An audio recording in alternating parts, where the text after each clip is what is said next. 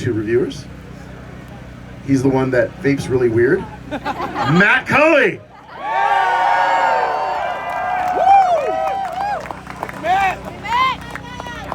Look at all these beautiful bots out here. They tried to say that vaping advocates were fake, but here we are. First off, I would like to congratulate everyone here for quitting or reducing smoking with vaping. I'd also like to commend every business owner that took the risk just so they could help people that smoke. Today, people from all over the country and all walks of life came together for this historic event, so give yourselves a hand. Love you. What many people have a hard time understanding is, why are vapors so passionate about vaping? Well, we are millions of anecdotes, each with a very personal story about how these products helped us and potentially added precious years to our lives. I'll quickly give you my story. I was a pack-a-day smoker for almost 14 years. I had a few quit attempts sprinkled in here and there, but they never lasted too long. At the age of 30, I found a lump forming on my lip right where my cigarette would touch, and I went to the doctor, found out this was squamous cell carcinoma, a type of oral cancer. I had surgery on it, but even after that, I went back to smoking.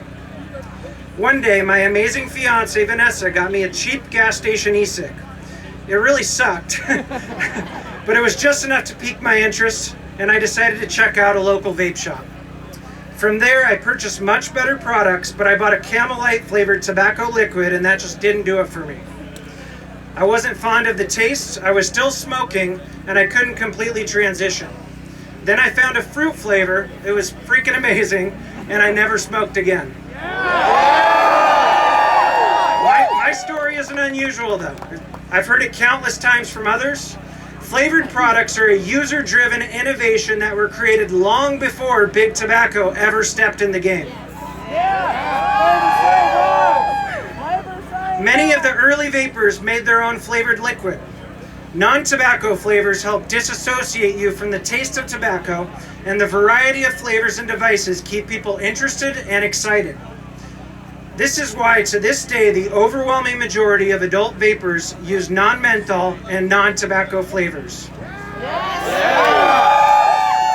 The vaping industry and community has helped millions of people quit deadly combustible cigarettes.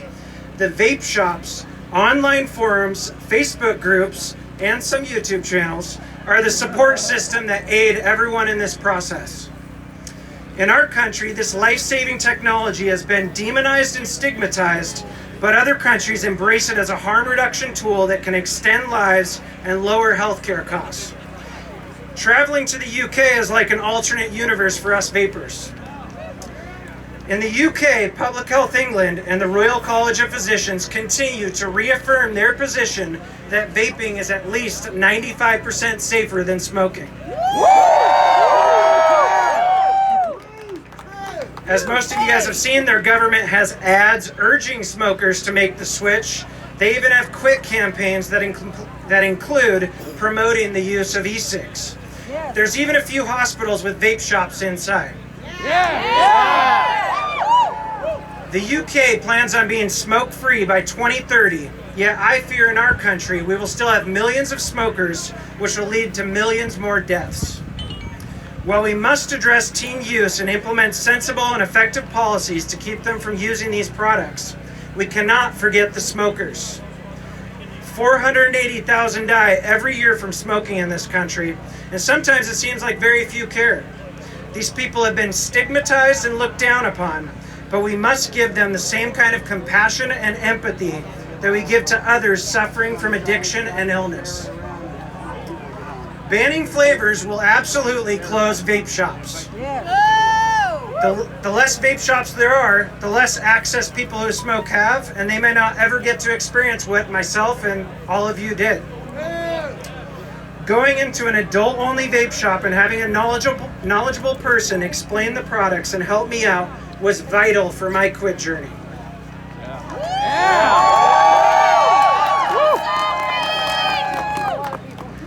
Flavor bans on a state and federal level will lead to less smokers switching.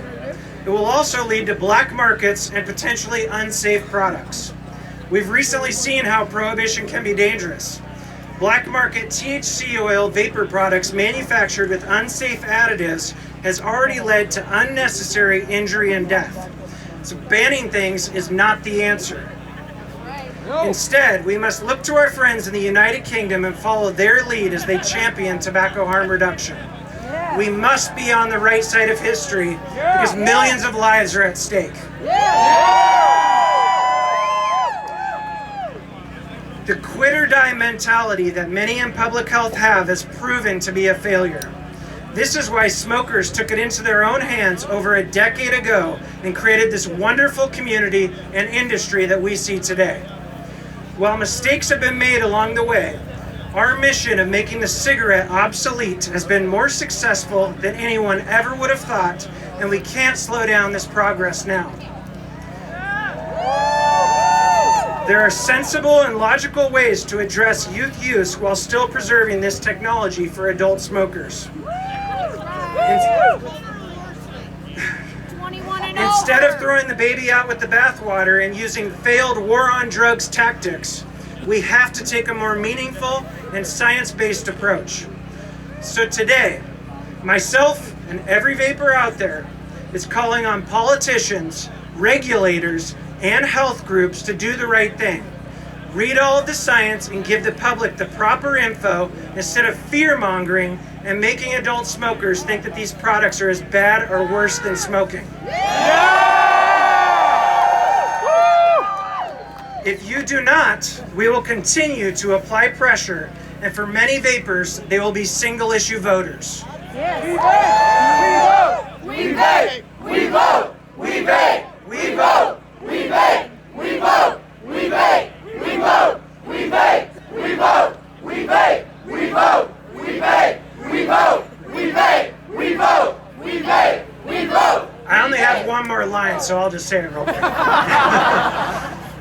We're still talking to the regulators and politicians here. While we hope you come along for the ride, you will not stop us from continuing to help people who smoke. Yeah!